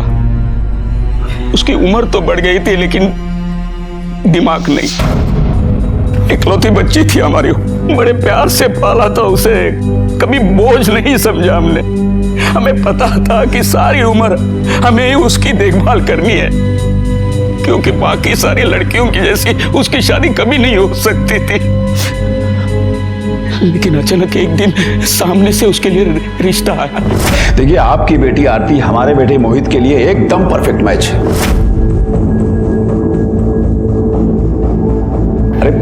अरे हमें पता है आपकी बेटी में थोड़ा बचपना है ना, कोई बात नहीं। हमारा बेटा मोहित भी तो कुछ ऐसा ही है। उसके बाद भी आपको लग रहा है कि दो कमजोर दिमाग के लोग एक मजबूत परिवार बना सकते? हाँ, क्यों नहीं। और ऐसे एक नहीं कई एग्जाम्पल्स हैं जहां दो मेंटली अनस्टेबल लोगों ने एक हेल्दी बच्चे को पैदा किया है। और ऐसा मैं नहीं कहता हूं, डॉक्टर्स का कहना है। एक बात तो आप मानेंगे, ये दोनों बच्चे आपस में एक दूसरे को जितना समझेंगे ना, उतना हम इन्हें नहीं समझ सकते। एक बार नॉर्मल इंसान को इनसे प्रॉब्लम हो सकती है, लेकिन इन दोनों को आपस में कभी कोई प्रॉब्लम नहीं होगी। हमने भी सोच लिया कि एक बार कोशिश करके देखें। और धर्मचंद जी कोई ऐसी वैसी तो हस्ती थी नहीं, बड़े बिजनेसमैन थे, बड़ी फैमिली थी उनकी, बड़ा बेटा, बड़ी बहू, पोतियां, दुनिया देखी थी उन्होंने। तो हमें लगा वो सही होंगे। तो आपने आरती की शादी करवा दी? करवा तो दी, लेकिन बाद में हमें लगा कि हमने बहुत बड़ी गलती की है। 2 बार वो ससुराल से बिना बताए भागकर हमारे पास आए। पापा, वो लोग बहुत गंदे लोग हैं। वो मेरे को क्या बोलते पता है? तुम मोहित के साथ गंदी बातें कर, उसके साथ सो जा। मैंने बोला नहीं, मैं बहुत अच्छी लड़की हूँ, मैं नहीं करूँगी। पापा, मैंने सही किया ना? बोलो ना, मैंने सही किया। तुमने मना क्यों किया? मोहित बहुत अच्छा लड़का है। नहीं नहीं नहीं, वो अच्छा लड़का नहीं है। मैं अच्छी हूँ, मैं उसके साथ खेलती हूँ ना, तभी वो अच्छा रहता है। मैं अपने कमरे में सोती हूँ ना, मेरे को बोलता ये मेरा कमरा है, इधर से चली जा। मैं क्यों सो उसके साथ? मैं नहीं रहूंगी। हमने सोचा कि आज नहीं तो कल मोहित और आरती के बीच में सब कुछ अच्छा हो जाएगा, लेकिन आरती इस बात पर अड़ी रही कि मैं वापस नहीं जाऊंगी। फिर हमने जैसे तैसे बेला फुसला कर उसे वापस भेज दिया, लेकिन वो फिर भाग आई। लेकिन वो आखिरी बार, उसके बाद वो कभी नहीं आई थी। मैंने फोन किया तो वो बहुत खुश लग रही थी। हमें लगा कि सब कुछ अच्छा हो गया है। लेकिन अभी कुछ दिन पहले मैंने फोन किया तो ससुराल वाले बोले कि वो वहां नहीं। उन्हें लगा कि वो यहाँ आई होगी। मैं समझ गया कि मेरी बच्ची कहीं गुम हो गई है, इसके लिए मैंने पुलिस स्टेशन में कंप्लेंट भी लिखवाई। मेरी बच्ची माँ बनने वाली थी और अभी कभी वापस नहीं आएगी।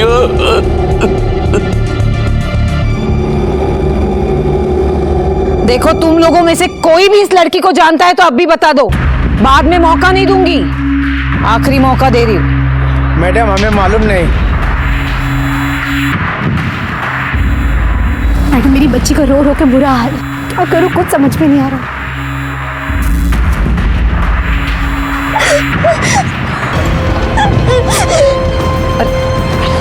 पायल, रुक बेटा।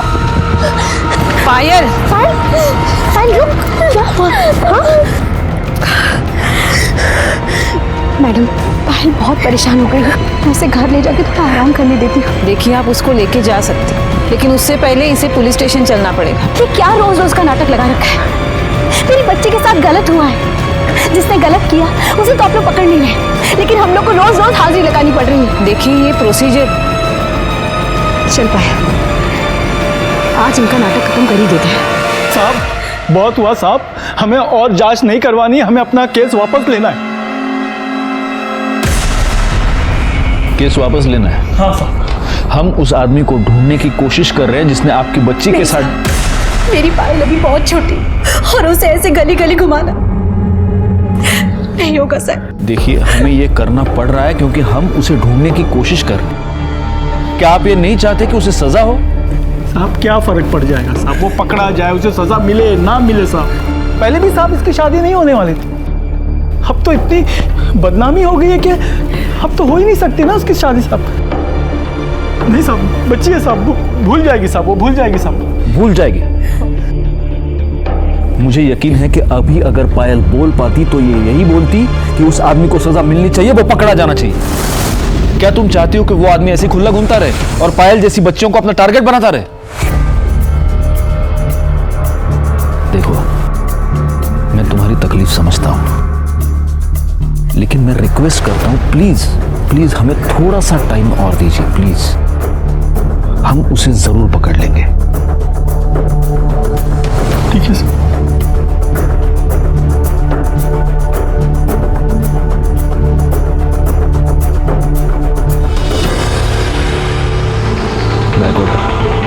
जल्दी से जल्दी ये केस सॉल्व करना है। लेकिन सर कैसे? कोई लीड, कोई क्लू हाथ ही नहीं लग रहा है, कैसे सॉल्व करें सर? मिलेगा मिलेगा, कोई ना कोई क्लू तो जरूर मिलेगा। हो सकता है आरती के केस में मिले, हो ना हो इन दोनों केसेस में कुछ ना कुछ तो कनेक्शन है। पायल बोल नहीं सकती, सुन नहीं सकती, आरती दिमागी रूप से बच्ची थी, यानी कि दोनों ऐसे दरिंदे के लिए इजी टारगेट्स थे। पायल पर किसी कंस्ट्रक्शन साइट पर रेप हुआ और आरती की लाश भी हमें मिली एक कंस्ट्रक्शन साइट पर। चूने से लथपथ आदमी को देखकर पायल रिएक्ट करती है, आरती की बॉडी पर हमें चूने के ट्रेसेस मिले। हो सकता है वो आदमी आरती को चॉकलेट का लालच देकर कंस्ट्रक्शन साइट पर ले गया हो, वहां उसने आरती पर जबरदस्ती करने की कोशिश की, आरती ने चीखा चिल्लाया और उसने आरती को मार दिया। एक काम करो गायकवाड़, फॉरेंसिक वालों को पूछो वो जो चॉकलेट का रैपर था उस पर किसी के फिंगरप्रिंट्स हैं क्या? हो सकता है ये किसी सीरियल रेपिस्ट का काम हो।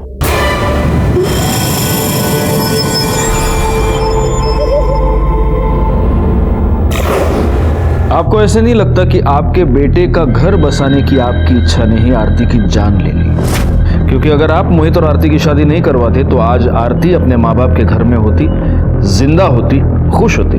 क्या कह रहे हैं सर आप? मैं तो सिर्फ अपने बेटे का घर बसाना चाहता था, अपने खानदान के लिए एक वारिस चाहता था। मतलब ये कि मेरे बड़े बेटे रोहित की सिर्फ 2 बेटियां हैं। बहुत कोशिश करने के बावजूद बेटा नहीं पैदा हो सका और मेरे पास मोहित की शादी करवाने के अलावा और कोई चारा नहीं था। अपने खानदान के लिए वारिस की चाहत रखना कौन सा गुनाह है? और आपके प्लानिंग के मुताबिक आरती आराम से आपके घर में एडजस्ट हो गई? हाँ सर। हाँ साहब, यहाँ वो बहुत खुश थी, इतनी खुश थी कि 2 बार बिना बताए अपने मायके भाग गई। सर वो तो शुरू में नॉर्मल लड़कियों को भी एडजस्ट होने में टाइम तो लगता है ना सर, वो तो फिर भी मेंटली अनस्टेबल थी। एनीवे, मोहित कहाँ है? उसको बुलाइए।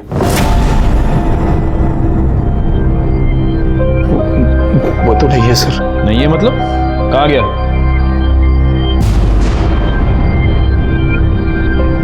क्या हुआ, आप सब लोग ऐसे चुप क्यों हैं? कहाँ गया मोहित? हाँ मालूम नहीं सर, कहाँ है वो? मतलब सब वो जब से आरती गई है वो एकदम उदास हो गया था। घर में, बाहर, मोहल्ले में, हर जगह आरती घर से निकल गया और लौट कर नहीं आया। तो आप लोगों ने उसकी मिसिंग कंप्लेंट फाइल की है? हाँ सर। बड़े कमाल के लोग हैं। बेटा गायब हो गया तो उसकी मिसिंग कंप्लेंट फाइल कर दी, और जब बहू गायब हुई तो कोई कंप्लेंट फाइल नहीं की। पायल रेप केस डेड एंड पर पहुंच चुका था और आरती के केस में भी हमारे हाथ कुछ नहीं लग रहा था। जहां पर आरती की डेड बॉडी मिली थी वहां पर कोई सबूत, कोई गवाह नहीं था। और जहां पर पायल रहती थी उसके पास वाली कंस्ट्रक्शन साइट पर 50 से 60 मजदूर काम करते थे। उन सब के डिटेल्स निकालने का काम बहुत ही मुश्किल था, लेकिन फिर भी हमने उम्मीद नहीं छोड़ी थी। दूसरी तरफ मोहित का अचानक से गायब होना खटक रहा था, लेकिन चूंकि उसकी मिसिंग कंप्लेंट फाइल हो चुकी थी, हम उसकी भी तलाश कर रहे थे। और तभी किस्मत ने हमारा साथ दिया और हमारे हाथ एक ब्रेक थ्रू लगा।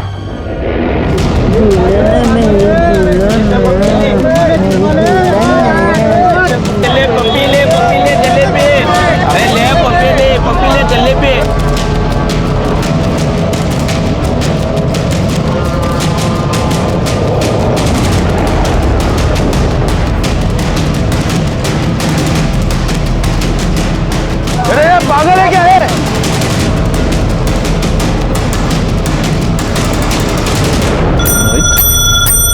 मोहित मोहित हे मोहित, ये गायकवाड़ अंकल है ना, इन्होंने तुम्हें पहचान लिया। नहीं तो ये सावंत काका, ये तो तुमको जेल में डाल देते। ये गायकवाड़ अंकल ने पहचान लिया कि ये तो मोहित है, अपनी आरती का हस्बैंड। आरती? आरती दुल्हन, आरती दुल्हन। तो मुझे बताओ, आरती अच्छी लगती थी तुमको? हाँ, अच्छी लगती थी, पर दिन में, रात में नहीं। क्यों? रात में क्यों नहीं? क्योंकि उसने मेरा कमरा ले लिया था, तो मम्मी बोली तू निशा और विधि के साथ सो जा। तू एक काम कर, तू विधि और निशा के कमरे में आज जाके सो जा।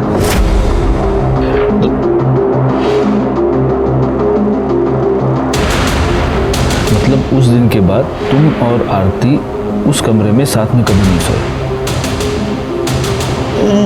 लेकिन वो हर रात ना खेल खेलती थी किसी और के साथ। ये खेल बहुत अच्छा है, मुझे बहुत मजा आता है। खेल? किसके साथ? वो मुझे नहीं पता। एक दिन मैं देखने के लिए गया तो मम्मी ने मुझे रोक दिया, बोली तू खेल में डिस्टर्ब मत कर। तू यहाँ क्या कर रहा है इस समय? मम्मी मुझे अंदर जाना है, अंदर आरती किसी के साथ खेल रही है और वो बहुत खुश है। मुझे अंदर जाना है मम्मी, मुझे अंदर जाना है। खोलो ना दरवाजा मम्मी। खुलवा के खोलो, जल्दी खोलो ना। लेकिन मेरी एक बात सुन, अगर तू अंदर खेलने गया ना, तो फिर मैंने जो वो मोतीचूर के लड्डू बनाए हैं ना, वो मैं विधि और निशा को दे दूंगी, तुझे नहीं दूंगी। जा तू खेल। नहीं मम्मी, मोतीचूर के लड्डू मुझे चाहिए, मुझे वो बहुत पसंद है। दो ना मम्मी मुझे लड्डू, दो ना मोतीचूर के। चाहिए ना लड्डू? तो चल चल चल मेरे साथ। हाँ। तो मैं नहीं गया और मैं विधि और निशा के कमरे में जाके सो गया। हाँ।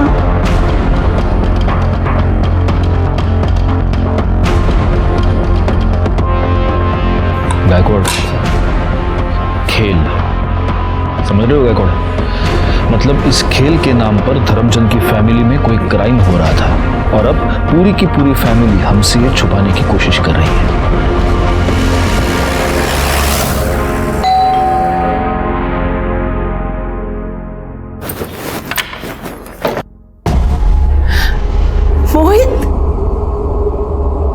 मोहित मेरा बच्चा, कहाँ था बेटा तू? हाँ, कहाँ था? कितनी चिंता हो रही थी हमें तेरी। मोहित बेटा कहाँ था तू? सारे घर को परेशान कर दिया तूने, इन लोगों को भी परेशान कर दिया। Thank you sir, thank you so much, बहुत बहुत धन्यवाद आप लोगों का। वैसे ये कहाँ मिला आप लोगों को? सबसे पहले आप हमें ये बात बताइए कि आरती के साथ उसके कमरे में हर रात कौन होता था? क्या हुआ? आप लोग चुप क्यों हैं? जवाब दीजिए। क्योंकि मोहित ने हमें यह बताया है कि वो आरती के साथ एक बेड में कभी सोया ही नहीं। कौन होता था उसके साथ?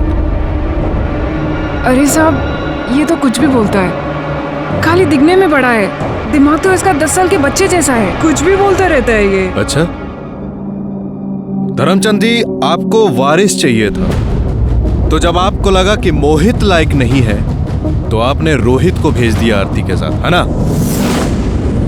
सर, अगर रोहित किसी लायक होता ना तो मुझे मोहित की शादी करवानी ही नहीं पड़ती। डॉक्टर ने साफ कह दिया था कि लड़का पैदा करना इसके बस की बात ही नहीं है। तो आपका मतलब मोहित झूठ बोल रहा है? सर अपने बचपने की वजह से यह कुछ भी बोल रहा है। सच तो यह है कि आरती के कमरे में यही सोता था उसके साथ। डीएनए टेस्ट के बाद तो ये पता चल ही जाएगा कि आरती के गर्भ में जो बच्चा था वो किसका था। गायकवाड़, तब तक एक काम करो, इन सब के फोन नंबर्स ले लो और जब तक ये केस सॉल्व नहीं होता आप में से कोई भी ये शहर छोड़कर जा नहीं सकता।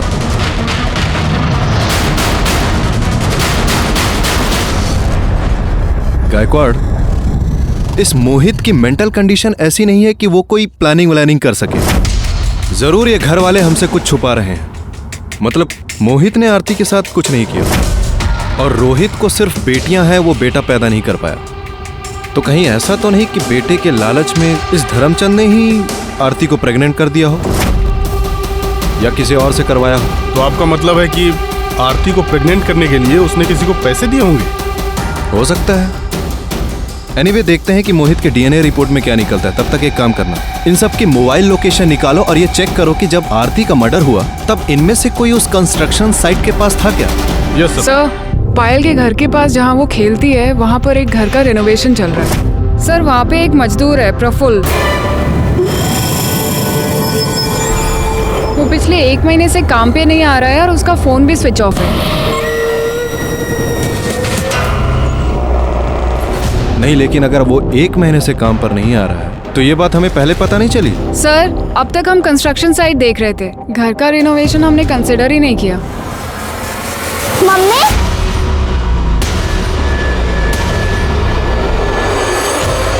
सर, और अमरावती के एक गांव में उसकी बीवी रहती है, वहाँ पे वो लगातार फोन करते रहता है। पीसीओ से? यस सर, पीसीओ का लोकेशन ओमेगा मॉल दिखा रहा है और हमारी टीम वहाँ पे सिविल में है। सर, जैसे ही कोई प्रफुल्ल की बीवी का नंबर डायल करेगा हम उसे पकड़ लेंगे।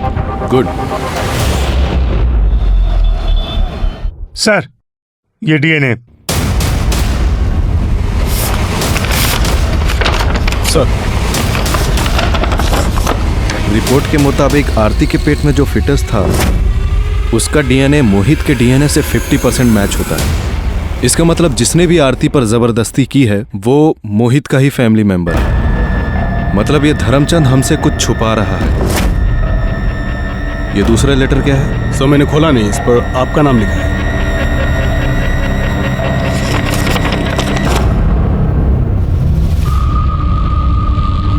गायकवाड़, सबसे पहले तो हमें इसे चलकर मिलना होगा। नमस्ते। आपने इस लेटर में जो कुछ भी लिखा है क्या यह सच है? जी सर, इसमें लिखी हुई हर एक बात सच है। मेरे ससुर हर किसी को दबा के रखना चाहते हैं और सिर्फ उनके हिसाब से यूज करने की चीज है बस, फिर चाहे वो घर का वारिस ही पैदा करना क्यों ना हो। जब मेरी 2 बेटियां हुई तो उन्होंने मुझे और मेरे पति को बहुत गालियां दी और हमें फोर्स किया बेटा पैदा करने के लिए। लेकिन जब मैं प्रेग्नेंट नहीं हो पाई तो अरे रोहित, तुम इतनी आप इस वक्त मेरे कमरे में? आना पड़ा क्योंकि अब ये काम मुझे ही करना होगा। पहले भी 2 बेटे पैदा कर चुका हूं, इस घर का वारिस भी मुझे ही पैदा करना होगा। आप ये नहीं कर सकते। बात को समझने की कोशिश करो। मुझे अपने परिवार के लिए वारिस चाहिए और वो देना तुम्हारी जिम्मेदारी है। मुझे वारिस चाहिए। मेरी बात को समझिए। मुझे वारिस चाहिए। तो आपके पति ने कभी इस पर ऑब्जेक्शन नहीं लिया? नो सर, वो अपने पापा से बहुत डरते हैं, उनके सामने वो कुछ बोल नहीं पाते। और फिर उसके बाद से मेरे ससुर रोज रात को मेरा रेप करते थे। लेकिन फिर मैंने डिसाइड किया सर कि अब ये और मैं बर्दाश्त नहीं करूंगी। तो फिर क्या किया आपने? मैंने अपनी बच्चेदानी निकलवा दी। और उन्होंने आपको ये करने दिया? नहीं सर, सच बोलती तो नहीं करने देते। मैंने कहा कि डॉक्टर ने कहा इन्फेक्शन हुआ है, यूट्रस निकालना पड़ेगा। अब जब मैं उनके किसी काम की नहीं रही तब उन्होंने मोहित की शादी करने की सोची। कौन है तू? कौन है? मेरे कमरे में क्या कर रही है? तू कौन है और तू यहाँ क्या कर रहा है? ये मेरा कमरा है। चल निकल इधर से। चल निकल। झूठे जा, ये मेरा कमरा है। आंटी ने बोला जा तू। मेरे ससुर के घटिया तौर तरीके अपनाने के बाद भी मोहित और आरती एक साथ बेड पे सोने के लिए नहीं राजी हुए। नहीं, मैं नहीं करूँगा। ये गंदी बात है, मैं नहीं उतारूंगा। कोई गंदी बात नहीं है, कपड़े निकाल। नहीं, मैं नहीं करूँगा, मैं नहीं करूँगा, मैं नहीं करूँगा। जब मोहित ने मना कर दिया तो वो आरती के साथ भी वही करने लग गए जो वारिस पाने के लिए वो मेरे साथ किया करते थे। हर रात उसके साथ ज़बरदस्ती करने लग गए थे। फिर आरती को धीरे धीरे ये सब अच्छा लगने लग गया। ये खेल बहुत अच्छा है, मुझे बहुत मजा आता है। और उसने अपने बचपने में ये सारी बातें सबको बता दी, यहाँ तक कि हमारे मोहल्ले में राजन टिकले को भी बता दिया। राजन टिकले इस चीज़ का फ़ायदा उठाने लग गया और वो मेरे ससुर को ब्लैकमेल करने लग गया। सर, मेरे ससुर बहुत लालची हैं, उन्हें ऐसा पैसा लुटाना बिल्कुल अच्छा नहीं लग रहा था। और ऊपर से आरती की ये बातें सबको बताने की वजह से उनकी जेल जाने की नौबत आ सकती थी। और फिर उस दिन जब आपने बताया कि आरती का मर्डर हो गया। आपको ऐसे नहीं लगता कि आपके बेटे का घर बसाने की आपकी इच्छा नहीं आरती की जान लेनी? तब तो सर मुझे बिल्कुल यकीन हो गया कि इसमें मेरे ससुर का कोई ना कोई ज़रूर हाथ है। ये सब बातें सर मैं आपको उनके सामने नहीं बता सकती थी, इसलिए मैंने आपको लेटर लिखा। प्रीति, आपने बहुत बहादुरी का काम किया है और आप चिंता मत कीजिए। धर्मचंद ने आपके साथ और आरती के साथ जो भी किया है उसके लिए उसे हम सजा जरूर दिलवाएंगे। प्रीति ठाकुर ने हमारी बहुत मदद की थी। जैसे कि हमें पहले से ही अंदाजा था, धर्मचंद ने वो सारे घिसे पिटे डायलॉग बोल डाले कि वो बेकसूर है, हम उसे फंसाने की कोशिश कर रहे हैं। बहरहाल हमने उसे अरेस्ट किया और उसका डीएनए टेस्ट करवाया।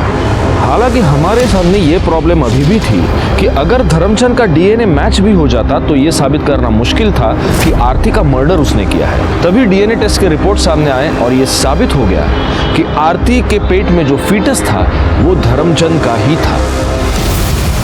वो बच्चा मेरा था, मुझे अपने परिवार के लिए वारिस चाहिए था। ये पीड़ा आप लोग नहीं समझेंगे, लेकिन इस पीड़ा को मेरी पत्नी अच्छी तरह समझती थी, इसीलिए उसने इस मामले में मेरी मदद की। पहले प्रीति के साथ, उसके बाद आरती के साथ। लेकिन आरती इतनी बड़ी पागल थी कि उसने सारे मोहल्ले में ढिंढोरा पीट दिया, जिसकी वजह से वो राजन मुझे ब्लैकमेल कर रहा था। और राजन से बचने के लिए तुमने आरती का खून कर दिया। मैंने किसी का खून नहीं किया, मैं उसे क्यों मारूंगा भला? मुझे तो उससे वारिस चाहिए था, जो उसके जाने के बाद अब तो इम्पॉसिबल है। झूठ मत बोलना धर्मचंद, हमारे पास गवाह है। आपका गवाह झूठ बोल रहा है। और वैसे कौन है आपका गवाह? मेरी पत्नी, मेरा बेटा या उसकी पत्नी?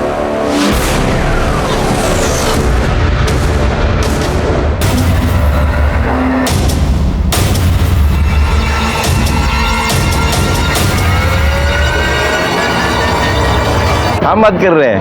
अरे एक चाय दे रे।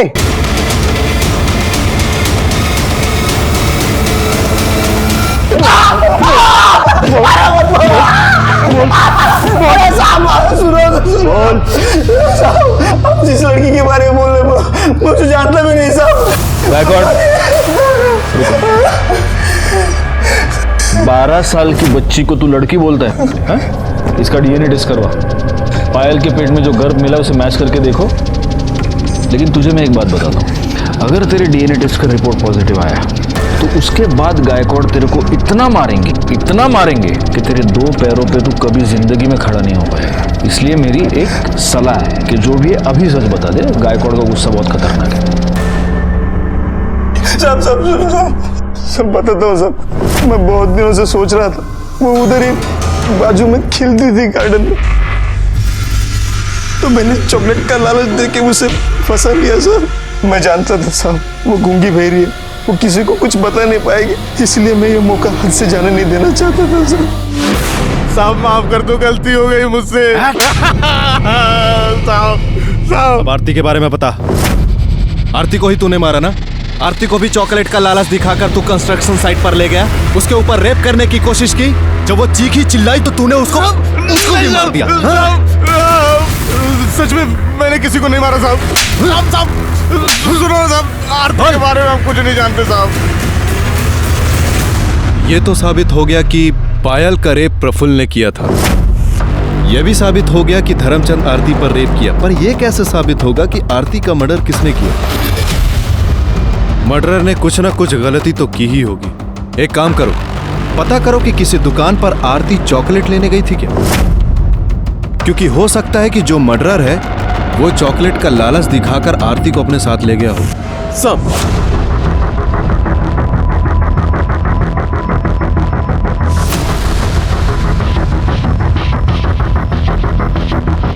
हाँ सर, आई थी। इसके साथ कौन था? ये आदमी था? ये नहीं था सर। ये नहीं सर। अब हाँ साहब। हमें ये तो पता चल गया कि तुमने आरती का मर्डर किया। क्यों किया?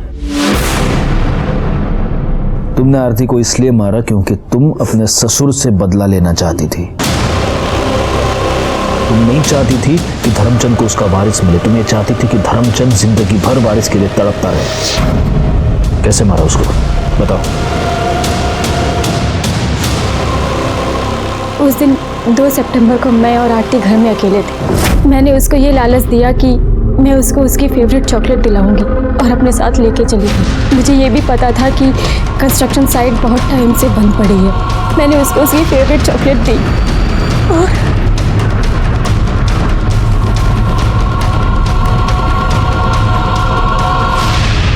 हाँ, मैंने ये सब इसलिए किया क्योंकि मैं चाहती थी वो घटिया और बुढ़ा इंसान सारी जिंदगी जेल में सड़े, उसको उसके पापों की सजा मिले। अगर ऐसा था तो तुम पुलिस के पास क्यों नहीं आई? उसके लिए आरती को मारने की क्या जरूरत थी? लेकिन तुमने अपने आप को भगवान समझा और उस सारे चक्कर में तुमने एक मासूम लड़की की जान ले ली।